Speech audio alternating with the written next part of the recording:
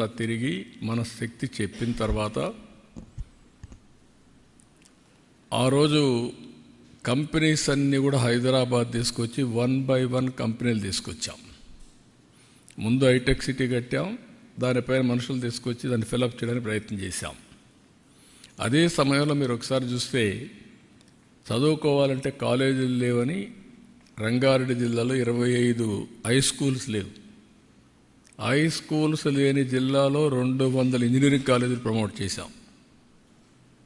దాంతో ఏమైందంటే human resource వచ్చాయి, ఇక్కడి నుంచి ఆపర్చునిటీస్ వచ్చాయి, ఇండస్ట్రీ గ్రో అయింది.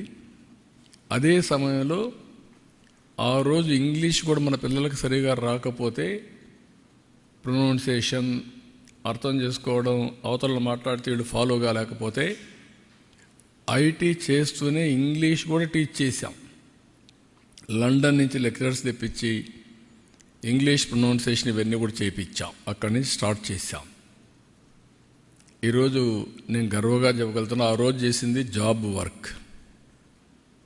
95 నుంచి మన వాళ్ళు బిగిన్ చేసింది జాబ్ వర్క్. అంటే అమెరికాలో డే టైం డాక్టర్స్ ప్రాక్టీస్ చేస్తే మనకు వాళ్ళకు రాత్రి, మనకు డే టైం, వీళ్ళు కూర్చొని వాళ్ళు పంపించిందంతా టైప్ చేసి కంప్యూటర్లో యాడ్ చేసి పెడితే నెక్స్ట్ డే మార్నింగ్ నుంచి వర్క్ స్టార్ట్ చేశారు. ఇప్పుడు ఆర్టిఫిషియల్ ఇంటెలిజెన్స్ ఆ వర్క్ కూడా అవసరం లేదు, ఏఐకి చెప్పేసి అది చేసేస్తుంది. మీ వాయిస్ అంతా కన్వర్ట్ చేసి టెక్స్ట్ పెట్టేసే పరిస్థితికి వచ్చాం.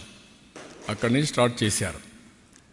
అక్కడి నుంచి స్టార్ట్ చేసిన వాళ్ళు, నేను చాలాసార్లు చెప్పేవాడిని, నువ్వు ఉద్యోగం అడగడం కాదు, నువ్వు ఉద్యోగం ఇచ్చే పరిస్థితి రావాలి. జాబ్ సీకర్ కాదు, జాబ్ ప్రొవైడర్ అని.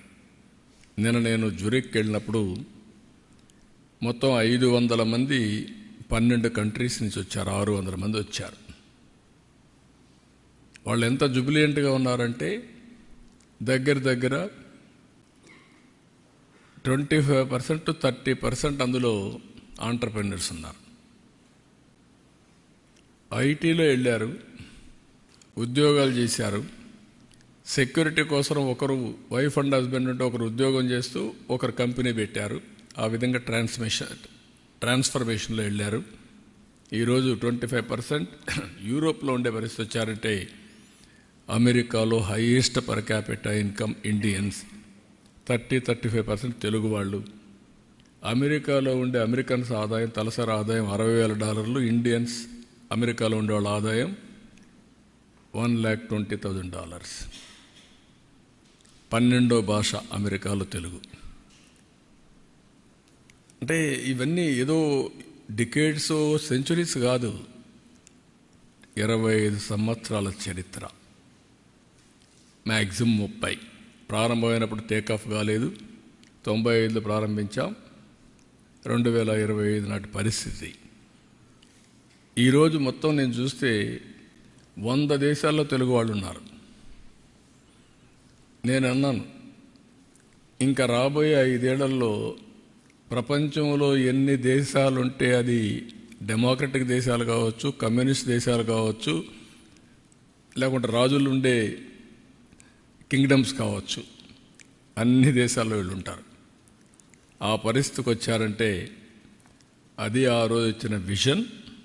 అందుకే ఈరోజు కొత్తగా ఇంకొకటి స్టార్ట్ చేశాను సిఐతో కలిసి, GLC, global leadership centre. Global leadership centre వీళ్ళందరికీ సిఐఐ, ఐఎండి కూడా ముందుకు వచ్చారు. ఐఎండి సింగపూర్లో best university in business school. వాళ్ళు వచ్చి ఒక కొలాబరేషన్ చేసుకొని అకాడమిక్ ఇన్స్టిట్యూషన్స్ అన్నీ ఐఎండి తీసుకొస్తారు, వరల్డ్ బెస్ట్ ఇన్స్టిట్యూషన్స్ని. సిఐఐ ప్రాతినిధ్యం వహిస్తారు. ఒక మేనేజ్మెంట్ కమిటీ ఒకటి పెడతాం. దీంట్లో టాప్ ఇండస్ట్రియలిస్టులు అందరినీ ఇన్వాల్వ్ చేస్తాం. మేనేజ్మెంట్ కమిటీలో కూడా గ్లోబల్ లీడర్స్ అందరినీ తీసుకుంటాం. Who are all willing to join, will take them. Global లీడర్స్ని, ఆంటర్‌ప్రెన్యూర్స్ని ప్రమోట్ చేస్తాం. 2047కి ఈరోజు పర్ క్యాపిటా ఇన్కమ్లో నెంబర్ 1 ఉన్నాం. ఆ రోజుకి వెల్త్ క్రియేషన్లో, వెల్త్లో మోస్ట్ ఇన్ఫ్లుయెన్షియల్ కమ్యూనిటీగా ఇండియన్స్ ఉంటారు. దాంట్లో 35% తెలుగు వాళ్ళు ఉంటారు. దట్ ఈస్ మై డిజైర్, నా కోరిక, నా ఆశయం. దానికోసం పనిచేస్తున్నాం. ఇవన్నీ సాధ్యమంటే మన కళ్ళ ముందరనే కనపడుస్తున్నాయి. Proof of concept. ఇది సాధ్యం. సాధారణమైన వ్యక్తుల్ని అసాధారణమైన వ్యక్తులుగా తయారు చేయడానికి నేను ప్రయత్నం చేస్తున్నాను. అది జరుగుతుంది. దానికి ఈ ఆర్గనైజేషన్ ఎస్టాబ్లిష్ చేస్తున్నాం. అమరావతిలోనే ఈ కన్వెన్షన్స్ అన్నీ ఉంటాయి. గ్లోబల్ లీడర్షిప్ ఫోరం కన్వెన్షన్స్ ఇక్కడ ఉంటాయి. డిఫరెంట్ కంట్రీస్లో చాప్టర్స్ ఉంటాయి. సిఏఏ కూడా ఇన్వాల్వ్ అవుతుంది. ఇద్దరూ కలిసి దీన్ని ప్రమోట్ చేసి అటు కార్పొరేట్ గవర్నెన్స్, పబ్లిక్ గవర్నెన్స్లో రాణించే విధంగా లీడర్షిప్ని తయారు చేసి ఫ్యూచర్ ఛాలెంజెస్ని సమర్థవంతంగా ఎదుర్కోవడానికి ఏ విధంగా తయారు చేయాలో ఆ విధంగా తయారు చేస్తాం. దీనివల్ల ప్రపంచానికి సర్వీస్ అందించడానికి భారతదేశం ఒక హబ్గా తయారవుతుంది. మీరు ఈ విషయం గుర్తుపెట్టుకోవాలి. నేను అందుకే పదే చెప్తున్నాను, think globally, act globally. Distance is not the constraint. విజయవాడలో కూర్చో, గ్లోబల్ కంపెనీ ఎస్టాబ్లిష్ అయ్యి విజయవాడలో కూర్చొని వర్చువల్ పనిచేయి. ఫిజికల్గా వెళ్ళాలంటే వెళ్ళేసి మళ్ళీ రావచ్చు. నేను అందుకే అన్నాను మన జురిక్లో, మా యంగ్స్టర్స్ అందరూ వండుకొని మీరు వచ్చే జన్మభూమికి సేవ చేయాలన్నారు. నేను ఒకటే చెప్పాను, జన్మభూమికి సేవ చేయాలి, కర్మభూమికి కూడా సేవ చేయాలి. మీకు ఆపర్చునిటీ ఇచ్చింది, ఆదేశం ఇచ్చింది, అక్కడ పని చేయాలి, ఇక్కడ పని చేయాలి. ఆదేశాలు మీరు రావద్దండి ఇక్కడికి, అక్కడే ఉండండి. Be a citizen. అక్కడే ఉండి మీరు పైకి వస్తే బెటర్ ఆపర్చునిటీ వస్తాయి. ఇక్కడికి వస్తే ఇక్కడ ఉండే వాళ్ళతో కంపీట్ అయ్యి మళ్ళీ మీరు మామూలు వ్యక్తులు అయిపోతారని చెప్పాను. ఒక మదర్ వచ్చింది కొడుకుని తీసుకొని, సార్ మీరేంటి ఇక్కడే ఉండమంటున్నారు మమ్మల్ని, వీళ్ళని, మా పిల్లల్ని, మేమేం కావాలని. నేను చెప్పాను, ఇప్పుడు నువ్వు ఎన్ని రోజుల నుంచి ఉన్నావు అన్న? 3 నెలల నుంచి ఉన్నాను. 3 నెలల నుంచి ఇక్కడ ఉన్నావు కదా, ఒక 6 నెలలు ఇక్కడ ఉండు, ఒక 6 నెలలు అక్కడ ఉండు అంటే షీఈ్ వెరీ హ్యాపీ. అంటే ఈరోజు మన దగ్గర మీరు చూస్తే మీకు తెలియని రెవల్యూషన్ వచ్చింది. గ్రామాల్లో బ్యూటిఫుల్ ఇండ్లు కట్టారు. ఎందుకు? పిల్లలు వచ్చినప్పుడు ఆ పిల్లలు ఉండడానికి మామూలు ఇండ్లలో ఉండలేక పేరెంట్స్ చూసి వస్తారు కాబట్టి మంచి ఇండ్లు కట్టారు. వీళ్ళు వచ్చేటప్పుడు ఉన్నారు, పేరెంట్స్ ఉంటున్నారు, ఒక కారు కొనిచ్చారు. ఇప్పుడు పల్లెటూరులో కూడా కార్లు వచ్చేసాయి. చాలా హ్యాపీగా ఉండే పరిస్థితికి వచ్చారు.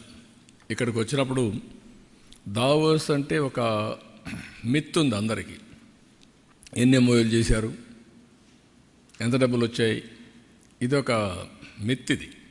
అంటే ఇన్ ది సెన్స్ ఇక్కడుండే ఎంఓయూలు అక్కడ పోయి చేసుకోవాల్సిన పని లేదు. Davos is a place for networking. ప్రపంచంలో 4 రోజులు ప్రపంచం అంతా అక్కడికి వస్తారు. కంట్రీ హెడ్స్ వస్తారు, మినిస్టర్స్ వస్తారు, గవర్నమెంట్సే కాకుండా ఆల్ కార్పొరేట్స్ వస్తాయి. నేను చూసినటివి అనేక దేశాల్లో మాట్లాడాను. ఆ అనేక దేశాల్లో ఉండే వాళ్ళతో మాట్లాడాలంటే, నేను ఆ దేశానికి పోవాలంటే వీసాలు, టైము, అపాయింట్మెంట్లు ఎన్ని అవుతాయి. ఇక్కడ అందరినీ 3 రోజుల్లో కలిసే పరిస్థితి వస్తుంది. 3-4 రోజులు అందరూ కలిసే పరిస్థితి వస్తుంది. ఈరోజు మీరు చూస్తే 3 కంట్రీస్ కలిశాను. 27 బయోలాటరల్ మీరు చూస్తే డిఫరెంట్ కంట్రీస్లో వరల్డ్ బెస్ట్ కంపెనీస్ అన్నీ కూడా సీఈఓలు అందరూ వచ్చి కలిశారు. ఇప్పుడు మీకు చూసినప్పుడు ఒక పక్కన సివిల్ ఏవియేషన్ జూరిక్ వచ్చి కలిశాడు. అదే మరిగా పెట్రోలియం అండ్ గ్యాస్ వచ్చి పెట్రోనాస్ వచ్చి కలిశారు, Malaysian company. Port and logistics మీరు చూసినప్పుడు డీపీ వరల్డ్, అదే మరిగా ఏపీ మోలర్, మెరెస్క్, అదే మరిగా